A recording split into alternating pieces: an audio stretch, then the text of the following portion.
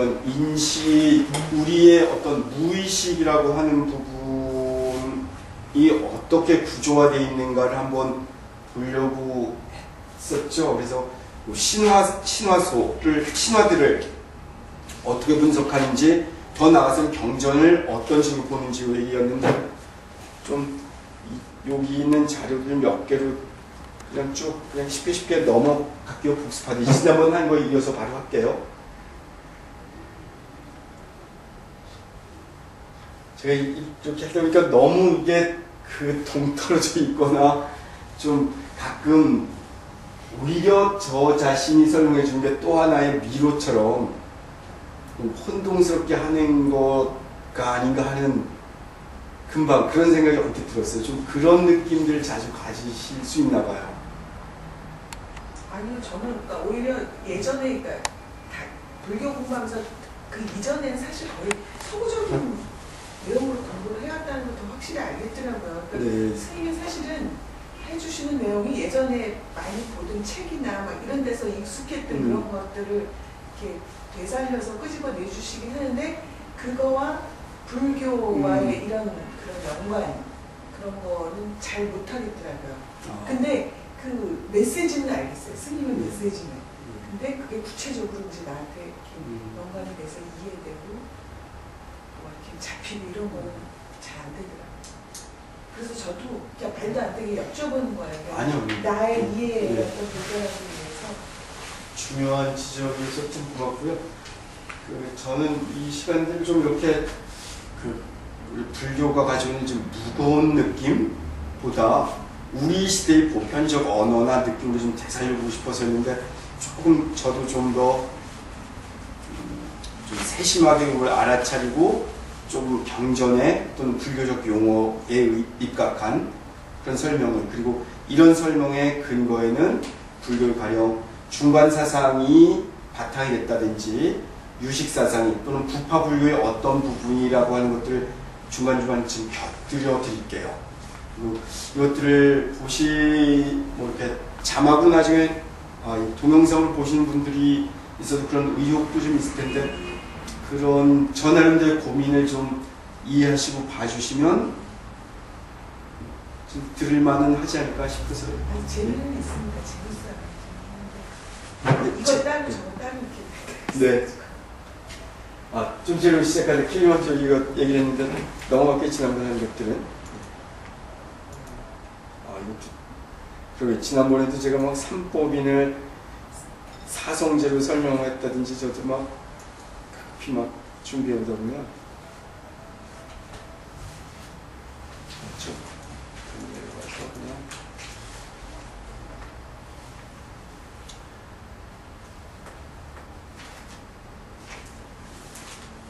제가 전에 설명을 해놓고 나중에 이제 어떤 재밌는 책 하나를 알게 됐는데, 제가 전에도 좀 정확하지 않은 지식을 전달해 드렸던 걸 교정할 겸 이 도표를 하나 보여드릴게요. 저는 사실 이때까지 세계적으로 마음심자를 붙인 경전이 있다면 이 반야심경 하나만이 있다고 제가 얘기했었는데, 사실은 알고 봤더니 그 심경이라고 하는 책이 더 있더라고요. 송나라 때의 진덕수라고 하는 사람이 여러 가지 책을 편찬해서 낸 것이 심경이었대요. 그러니까 유교적인 입장으로 이제 본 거죠.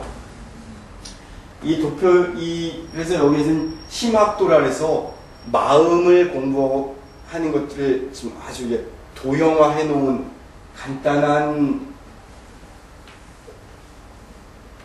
설명판인데, 심학도 자체를 그 당시에도 이미 써서 이렇게 기록을 해놨었나 봐요. 그러니까 이 진덕수라는 사람이 만든 심경은 하나의 책이 아니고 그 유교의 여러 가지 경전들 가운데 자기 마음을 돌아볼 수 있게 하고 수양해 나갈 수 있는 것들을 기록해낸 책이었어요. 그래서 우리가 할 때도 흔히 우리의 마음이 과연 어떤 마음인가, 가령 금강경식이라면 과거심, 현재심, 미래심, 불가득에 대한 이야기가 있죠. 그렇죠?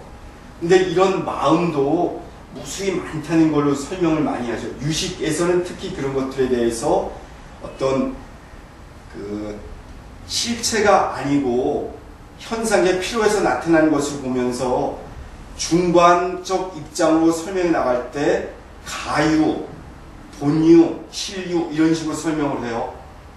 그래서 우리의 마음도 본심, 우리가 하심, 불교에서는 우리는 주로 하심을 해야 된다. 마음의 본고양인 그 무심의 경지를 이야기하죠. 그죠? 마음에도 여러 가지 층위가 있다고 본 거였어요. 참된 마음과 참되지 않은 마음.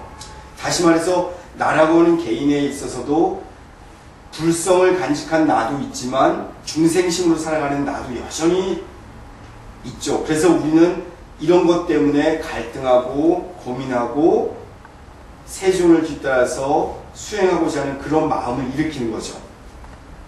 이런 그 유교에서 얘기하는 거에서도 이런 마음은 아주 무척 다르게 나왔나 봐요.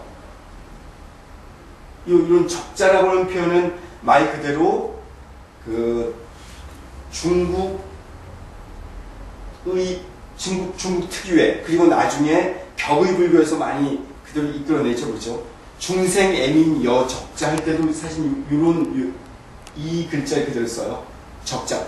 빨갛다는 뜻은 뭐죠? 갓난아이라는 뜻이에요. 그죠? 그래서 여기서도 적자심, 갓난아이 같은 마음에 대비되는 것이 어른으로서의 마음이고요. 이 어린아이들이 때묻지 않은 동심을 가진 아이들은 이런 양심을 가지고 있다고 본 거고, 어른의 마음은 내가 도심을 일으켜서 올바로 살겠다고 하는 마음은 본심에 해당된다고 설명을 한 거예요. 이렇게 쭉 내려가면서, 그래서 이 마음이 결국은 그대로 어린아이의 마음이 서서히 진행되면서는 사람의 마음, 이 인심은 나중에 심학을 주로 했던, 그러니까 이학이라고 하는 성리학을 넘어서서 왕양명 같은 사람은 불교와 이것을 같이 합치시키려고 노력하면서 이학에 대비되는 심학으로 발전시켜요. 그래서 심학에서는 사람의 마음을 욕심이 있는 걸로 해석해서 인욕, 바로 욕심욕자 있죠. 마음심자 위에 세속을 뜻하는 글자를 집어넣어서 인욕으로 보고, 또 어른의 마음은 그대로 도심으로 이끌어가요. 다시 말해서 이런 설명 방식은 교묘하게 어떤 불교적으로 보면 이쪽에 해당되는 본심과 도심으로 이어진 이 라인은 유식불교에서 얘기할 때는 유식 20송의 진제에 해당되는 얘기겠죠. 그죠? 제1의제, 진리의 세계. 그렇다면 이쪽 오른쪽은 바로 세속의 어떤 진리, 또는 세속 방편적인 어떤 이야기들. 그래서 진제와 속제로 이분화되어 있다는 걸 느낄 수 있을 거예요. 가령 부처님과 우리 중생 이렇게 구분하는 것도 마찬가지고요. 그래서 이런 것들을 우리가 한번 나중에 천천히 검토하면서 이것들을 불교 미학에서는 어떻게 한번 우리가 포함시켜 놓고 설명 방식으로 활용할 수 있을 수 있는 건가를 위해서 한번 적어 놓은 거예요. 그래서 여기에서는 주로 이 어떤 인간, 지난번에도 원형을 얘기할 때는 주로 인간의 머리 형태고, 어떤 각이 져 있는 것들은 천원 지방의 이야기를 제가 한 적이 있을 거예요. 바로 머리와 몸통의 형상을 본다면 머리 쪽에 어떤 도나 근본에 이루고자 하는 욕망, 깨달음에 대한 원력을 지닌 마음으로 바뀐 거고, 이 아래쪽에는 이 마음을 잘 따라갈 수 있도록 노력하는 병이라고 하는 글자를 배치해놓은 되게 재밌는 그림이 있더라고요. 심학도라고 얘기한대요. 그래서 가끔 불교적인 이해 방식과 유교적인 이해 방식을 해통시킬 때 이런 도표들을 본다면, 그리고 각각 어떤 것들을 배치를 해놨는지를 본다면 조금 도움도 되고, 유교의 입장에선 왜 이런 식으로 설명을 하려고 노력했을지, 또 이런 설명 방식이 유교의 도학자들에게 어떻게 전달됐는지, 이걸 검토해 본다면 불교는 어떤 식으로 좀 더 우리의 논의 과정들이나 어떤 법수의 체계들의 설명 방식을 약간 변형시켜 줄지 하는 것들도 검토해 보면 재미있는 모델이 될 것 같아서 이걸 한번 가지고 왔어요.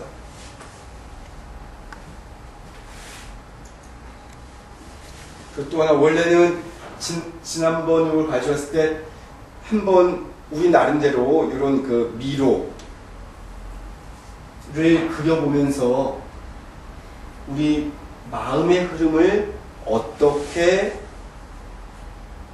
그 중심에 도달하게 하는지, 우리 마음은 몇 겹으로 어떻게 이루어지는지를 한번 그려보고 싶었어요. 마치 이런 부분은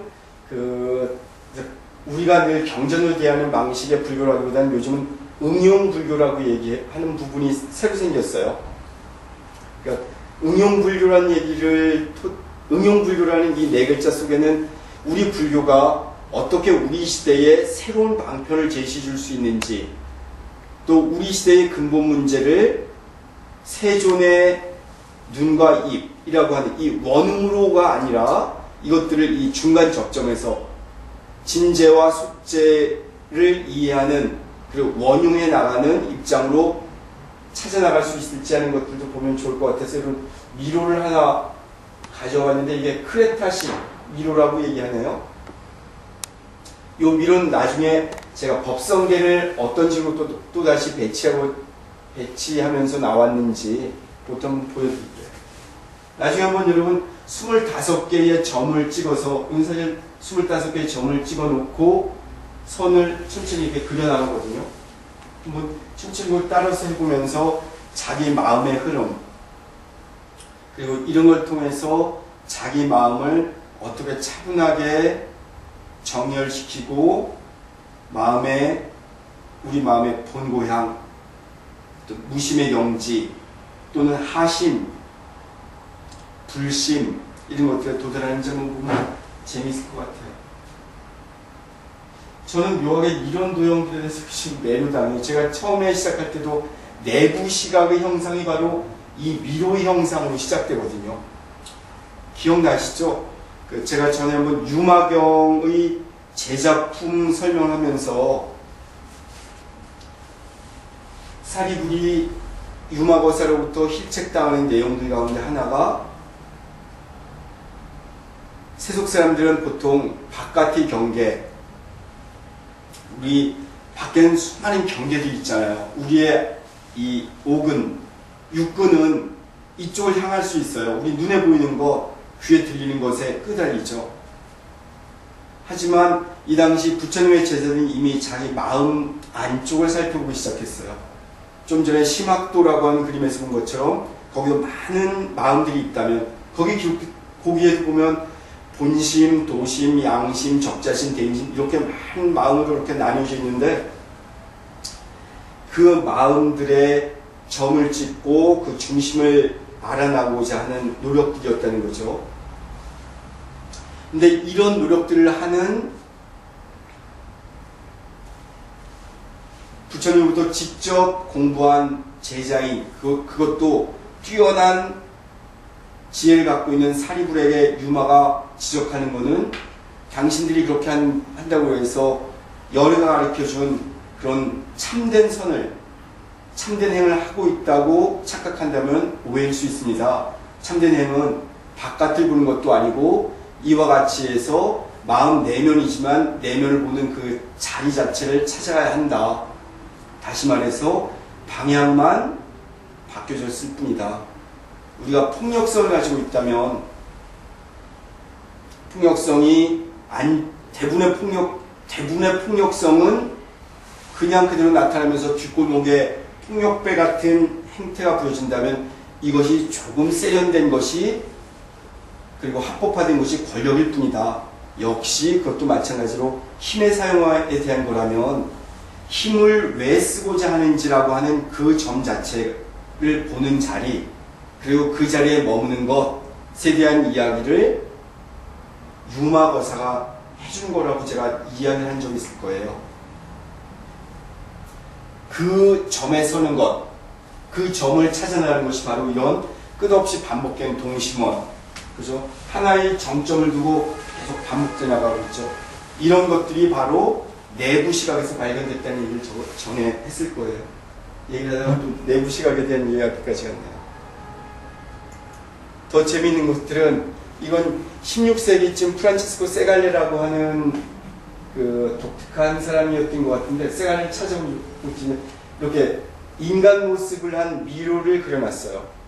이렇게 미로를 자꾸 그려주는 것들도 사실은 우리 내면의 중심, 미혹되고 갈등하고 흔들리는 마음들을 찾아가자고 하는 거죠. 그죠?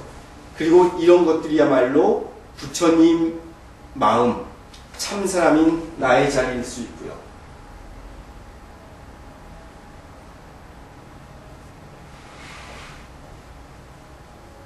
이런 그림들을, 인간의 모습을 한 미로를 보더라도 인간은 왜 이렇게 형상에 매달렸는지, 그리고 청각과 시각의 차이점에 대한 어떤 것들도 있을 거예요. 그렇죠? 원형의 미로들도 이렇게 여러 가지 형식의 미로들이 있어요.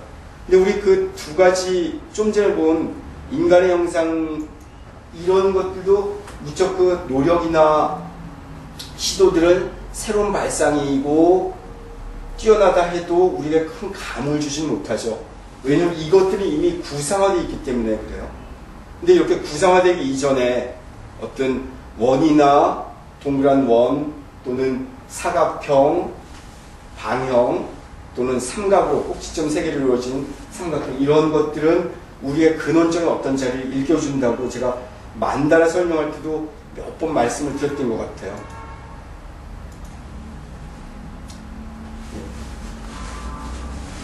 바로 제가 오늘 사실 좀 더 재미있게 보고자 했던 거는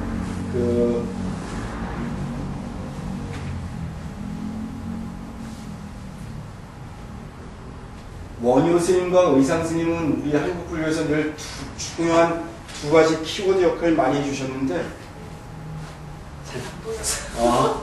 아니, 머리 쓰고 싶은데. 잘안 보이나요? 법성계 270자를 도형화해 놓은 거예요. 미로처럼. 그래서 이것에 대한 설명도 무척 여러 가지들이 그대로 나타나요. 그래서 이 그림의 시작, 이 중심점은 어떻게 시작하고 어떻게 끝나냐면, 이거 한번 멀리서 보시면 알겠지만, 법성원형 무이상하고 이런 도형을 계속 따라가게 되는데, 마지막에 구례부동 명의불로 해서 법과 부처님이 합치가 되는 그 중심점에 도달해 있죠. 그래서 최근에는 이렇게 법성계 형상을 가지고 그 병판 들고 같이 이렇게 순회하는 것들 아마 해보셨을 거예요. 근데 이런 것들에 대한 간단한 설명을 하고 나면, 우리는 이런 설명을 듣고 나면 그러한 행동 자체에 대해서 훨씬 더 감동을 받을 수 있거든요. 이 감각의 일깨움 이런 걸로 이해하면 좋을 것 같아요. 자, 근데 요거는 옆에 있는 것들은 요걸 좀 키워서 보여드릴까 그러면? 이게 좀 흐릿해서인데.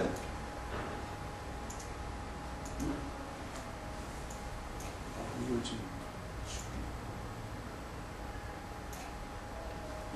좀 잘 보이죠, 그죠? 그래서 이것들도 역시 원형으로 만들어 놓진 않았지만 사각형으로 만들어 놓은 틀 내에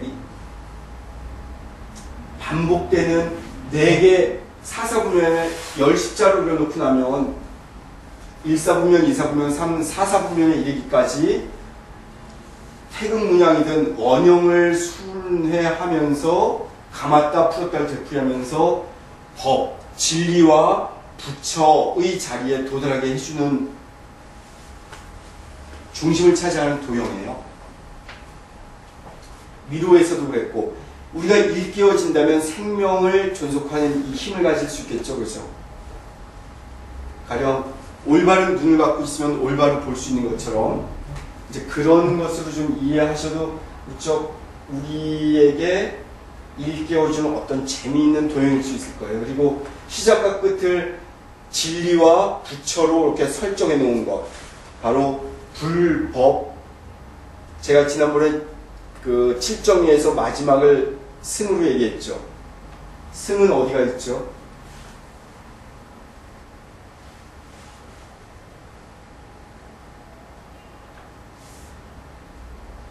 삼보에 해당하는 승은 이 법성으로부터 시작해서 돌기 시작하고 구례부동 명의불에 도착해서 불과 법을 체현한 그 사람이 온전한 승이에요. 그죠? 바로 지금 여기에 있는 나라는, 그리고 밖을 보거나 과거에 매여 살거나 미래를 향하거나 자기 안으로 침잠해서 자폐증처럼 되는 것이 아니고 온전한 지금 여기를 사는 그런 자리들.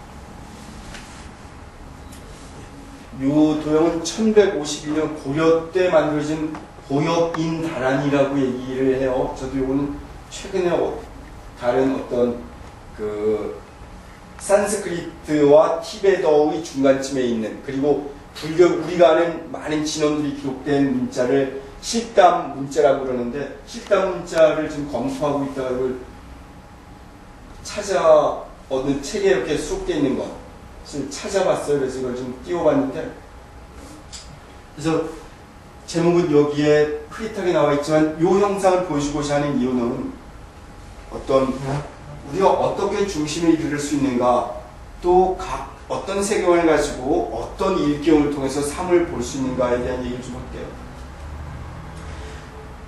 우리 이 도형 외에 이 날개가 거꾸로 가 있는 것들은 어디에서 자이나그에선 거꾸로 돼 있는 만다를 쓰죠. 그래서 이 사람들은 수미산을 순회할 때도 우리 불교와 달리 그 사람들은 좌선으로 돌아요.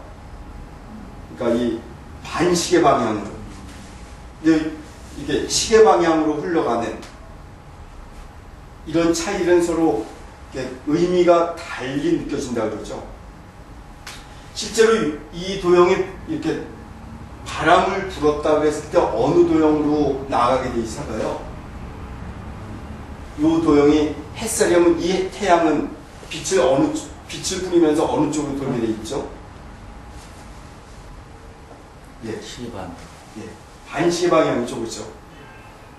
그래서 시계 방향과 반시계 방향의 의미는 달라요. 그래서 우리 며칠 전에 이제 뭐 드라이버로 뭘 이렇게 나사를 조일 필요가 있었는데 그 옆에서 이렇게 보고 있었더니 저 이제 그 봉고차를 가지고 뭐 이렇게 제일 뒤에 있는 의자를 뗐다 뺐다 할 기회가 있었는데 예상은 그 처사님이 뭐 사무직이었나 봐요. 그랬더니 이거 가지고 막 방향 못 잡고 그러니까 옆에 있는 부자님이 딱 하신 말씀이, 아니 나사는 어느 거든 시계 방향으로 가면 이게 조여주는 쪽이다. 그러니까 조여주는 쪽이고 반대로 하면 풀어주는데 왜 자꾸 거꾸로 돌려서 나사 안 들어간다 그러냐고. 자, 이 그림에서도 우리가 보면 어떤 느낌을 가질 수 있느냐면 에너지가 이렇게 이것이 돌아가는 방향이 반시계 방향이라고 그랬죠. 그럼 이 도형으로부터 에너지가 우리에게 전달될까요? 아니면 우리가 저속으로 빠져들어가야 되는 걸까요? 그러니까 우리는 사소한 것처럼 그런 것들도 자주 느껴보면 좋을 것 같아요. 사실 이것에 대한 이미지는 전기역학을 하는 데서도 패러데이의 법칙이라는 게 있어요. 그렇죠? 우선성이면 어떻게 진행된다고. 그래서 시계 방향은 어디로 이 자기가 형성되는 방향에 따라서 전류가 흘러가는 방향이 결정되는 게 있죠. 자, 그럼 이건 오른쪽으로 돌게 돼 있어요. 그죠? 형상을 보면. 안에서 이렇게 뿌려주게 돼 있잖아요. 그죠? 그러니까 이런 식으로 돌아가고 있음을 뜻할 주죠. 반시계 방향으로. 이해 들이되셨나요?